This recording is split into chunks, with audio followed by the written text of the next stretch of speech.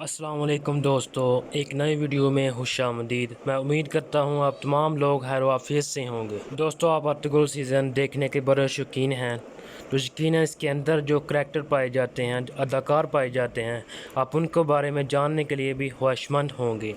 تو آج کی اس ویڈیو میں ہم آپ کو بتانے والے ہیں حلیمہ خاتون کون تھیں، جن کو ارطغرل ڈرامہ سیریل میں بہت ہی مقبولیت حاصل ہوئی۔ آپ جاننا چاہ رہے ہوں گے کہ یہ کون تھی، ان کی قبر کہاں پر ہے جہاں وہ وفات پائی، اس کے علاوہ ان کا ارطغرل سے کیا تعلق تھا، یہ ان سے کیسے ملی۔ یہ ویڈیو دیکھنے کے بعد آپ کے علم میں اور اضافہ ہو جائے گا اور امید کرتا ہوں کہ آپ کو یہ سٹوری بھی سمجھ آ جائے گی۔ حلیمہ خاتون کا ایک قبیلے کی رہنما ارطغرل غازی کی بیوی تھی اور سلطنت عثمانیہ کے بانی عثمان غازی کی والدہ تھی۔ حلیمہ خاتون کی پیدائش 1205 عیسوی میں ہوئی۔ کچھ اس کی پیدائش کا سال 1194 عیسوی میں بھی ذکر کیا گیا ہے۔ حلیمہ خاتون کو اکثر ہیمان خاتون یا ہیما کے نام سے بھی موسوم کیا جاتا ہے، لیکن حقیقت میں اس کا نام 15ویں صدی میں لکھی جانے والی ابتدائی عثمانی تاریخ میں بھی نہیں تھا۔ ایک وسیلے کے مطابق، جیسا کہ ارطغرل ڈرامے میں بھی دیکھا گیا ہے کہ حلیمہ خاتون یا حلیمہ سلطان ایک سلجوق شہزادی تھی، کیونکہ وہ شہزادہ نعمان کی بیٹی تھی جو ایک شاہی خاندان کی ممبر تھی۔ سلیمان شاہ کے بیٹے ارطغرل کے ساتھ حلیمہ سلطان نے شادی کی اور ان کی شادی کے بعد ترکوں کی دو شاہیں اوغوز ترک اور سلجوق ترک آپس میں خون کے رشتے سے منسلک ہو گئے تھے، اور یہ دونوں خاندان ایک دوسرے کے مشکل حالات میں کام آنے پر بہت ہی خوش ہوتے تھے۔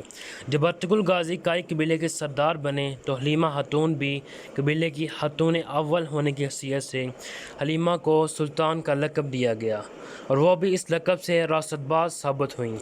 حلیمہ سلطان اپنے شوہر ارطغرل کی بہت بڑی حمایتی رہیں، ان کے ہر مشکل حالات میں ان کے ساتھ رہیں اور بہت بڑے دشمنوں سے انہوں نے لڑائی کی۔ حلیمہ سلطان کو موت 1281 عیسوی میں ارطغرل غازی کی موت کے بعد ہوئی تھی۔ حلیمہ سلطان کو ترکی کے شہر سوغور کے ارطغرل غازی کے مقبرے میں دفن کیا گیا۔ حلیمہ خاتون نے 3 بیٹوں کو جنم دیا، جن کا نام گندوز، زوچی اور عثمان ہے۔ لیکن دوستو، یہ بات واضح ہے کہ حلیمہ خاتون نے سلجوقی شہزادی اور محل کی زندگی محض ارطغرل کے لیے چھوڑ دی تھی اور قائی قبیلے کے سردار سلیمان شاہ کے بیٹے ارطغرل کے ساتھ زندگی گزارنے کا فیصلہ کر لیا۔ دوستو، ایک بات اور واضح ہے کہ دونوں ایک دوسرے کو جی بھر کے چاہتے تھے، دونوں ایک دوسرے سے بے پناہ محبت کرتے تھے اور یہ محبت ان کی شادی میں تبدیل ہو گئی۔ تو دوستو، یہ تھی حلیمہ سلطان کے بارے میں معلومات۔ امید کرتا ہوں آپ کو یہ ویڈیو پسند آئی ہوگی۔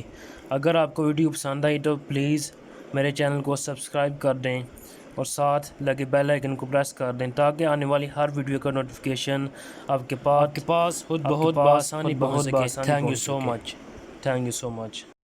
دوستو، حلیمہ سلطان اپنے شوہر ارطغرل کی بہت بڑی حمایتی رہی، اس کے ساتھ آنے والے ہر دشمن کو نیست نابود کر دیتی تھی۔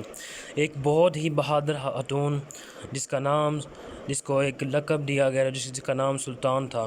حلیمہ سلطان کو اسی نام سے پکارا جاتا تھا اور یہ نام بہت ہی مقبول و مشہور ہوا، جس کی وجہ سے یہ بہت ہی مقبول ہوئی ہیں ارطغرل ڈرامہ میں۔ اس کے ساتھ حلیمہ سلطان بہت ہی رحم دل اور پیار کرنے والی خاتون تھیں، جو کہ ارطغرل کے لیے زندگی کی بازی بھی ہار سکتی تھی۔ دوستو، آپ کو یہ بات بھی واضح ہونی جانی چاہیے کہ حلیمہ سلطان کا تعلق ایک سلجوقی خاندان سے تھا، لیکن حلیمہ سلطان نے اپنی زندگی محض ارطغرل کے لیے چھوڑ دی۔ حلیمہ سلطان اپنے شوہر ارطغرل کے پے در پہ لڑتی رہیں، ان کے لیے ہر ایک کام کیا جو ان کے لیے شان و شوکت کے لائق ہو، اور حلیمہ سلطان نے بہت سی جنگوں میں حصہ لیا اور اس طرح لڑیں جس طرح ایک خواتین کو جرأت کے ساتھ لڑنا چاہیے تھا۔